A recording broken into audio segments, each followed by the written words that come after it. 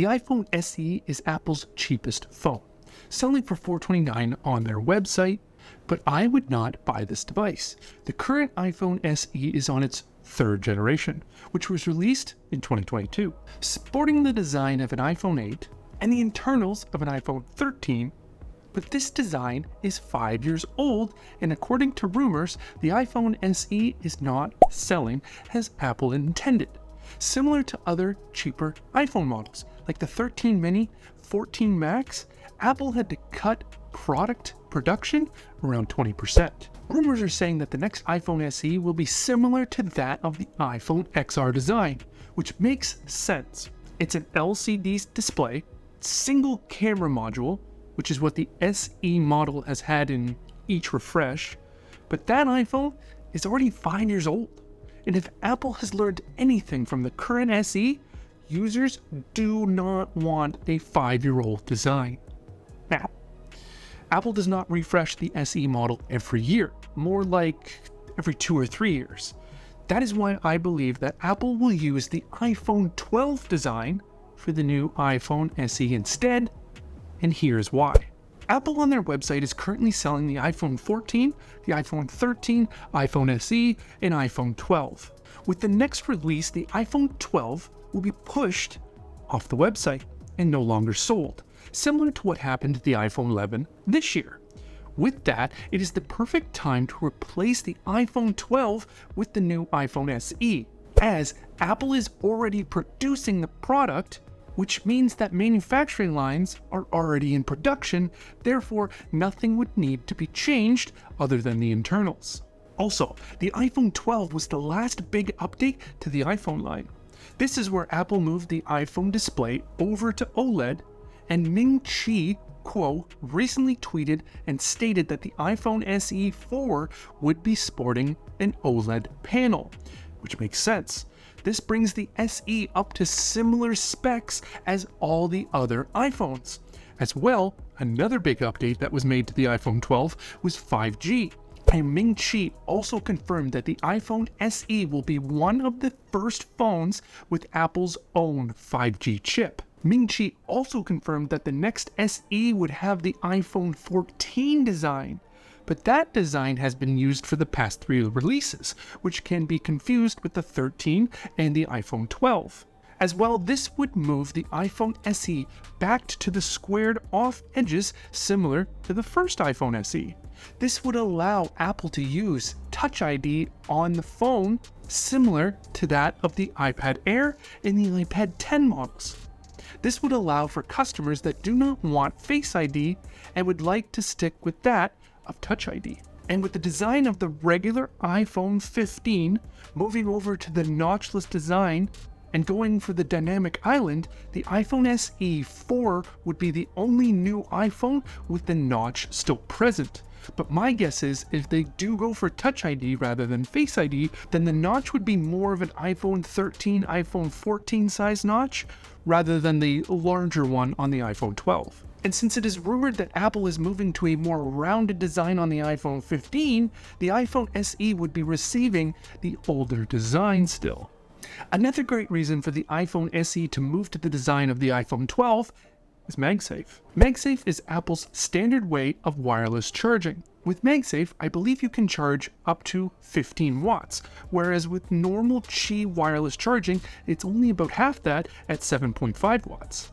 But faster wireless charging isn't the only benefit of MagSafe. Hundreds, if not thousands, of accessories currently are available that use MagSafe, from cases to mounts and wallets, and a ton of other accessories. This would bring Apple's budget phone into their biggest accessory line, as if they were to go with the iPhone XR design, that phone does not have MagSafe and would not benefit Apple in accessory sales. So with the iPhone 12 design, OLED display, 5G, possibly Face ID, that is quite the upgrade in specs from the previous iPhone SE. Currently, the iPhone SE 3 sells for $429 on their website. With all the upgrades, I don't think Apple is going to be able to keep the price at $429, or even $500 for that matter. Now, Google just did release the Pixel 7a, which saw a $50 price bump compared to that of the Pixel 6a, and is now priced at $549. But comparing the 7a to the iPhone SE 4, I'm afraid it may not look good for them, as the 7a includes 2 cameras, where Apple will probably likely stick with the single camera on the SE model. Then the 7a would have an extra ultra-wide camera. As well, the 7a comes with a 90Hz display. While not enabled out of the box for some reason, I'm guessing battery life, many reviewers have stated that in the menus you can enable the phone to have 90Hz refresh rate. And my guess is Apple's going to still stick with their 60Hz display, especially on their budget model. And we're not even going to talk about and compare all of the other budget Android devices that are available for about $200 to $300 that include fast charging USB-C as well as 90 to 120 Hz refresh rate displays. So even if the iPhone SE 4 was released today, it would still be behind in that of specs. But Apple does have a few tricks up its sleeve, whereas even the most current flagship Android devices cannot surpass the performance of the iPhone. And if the SE were to receive the A16 Bionic or even the A15 Bionic, then the iPhone SE would still have better performance than that of all the other Android flagships, which are $700 to $800 to $900 devices. And as well, Apple can be Apple here. They have never really gone for direct competition in the budget phone market. If they did, I surely would think that the iPhone SE 3 does not come with a 5-year-old design. But clearly customers have spoken and they did not like the design choice of the iPhone SE 3, and Apple has taken notice. Something we do not know as of yet is which processor Apple will include in the SE 4.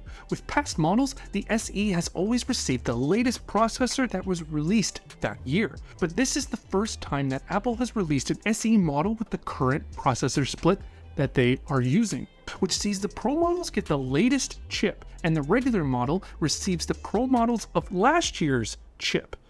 So with the iPhone 15 Pro getting the latest A17 Bionic and the regular iPhone getting the A16 Bionic, which chip will the iPhone SE 4 receive? So if we currently look at the iPhone 12, it sells for $599 on Apple's website. If they were to knock the cameras down to 1, lose Face ID, gain Touch ID, keep the OLED display, keep 5G connectivity, and keep MagSafe.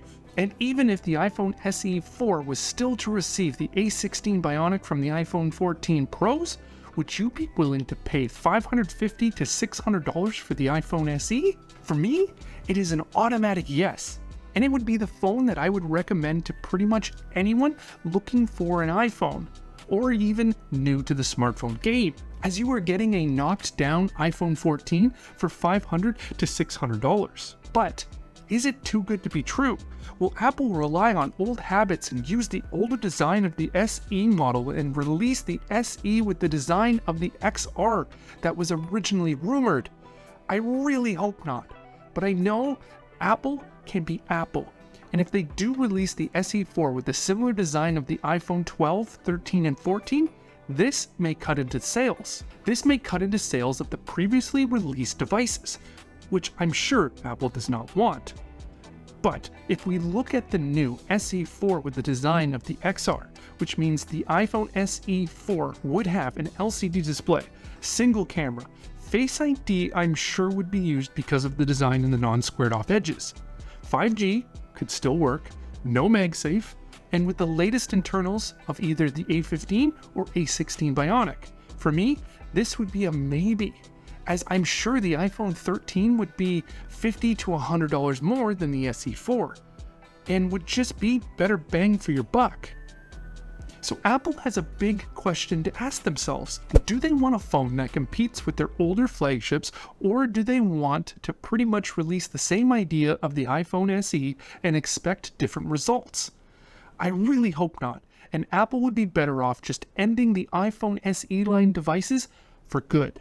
So there it is. That's my thoughts and hopes for the iPhone SE 4, which should be released in 2024. Let me know which design you would like Apple to release, whether you wanted to go to the iPhone 12, 13, and 14 design, or whether you liked the iPhone XR design and would rather it see that. Let me know in the comments below. Thank you for watching. Leave a like if you enjoyed, subscribe if you're new, and I will see you next week.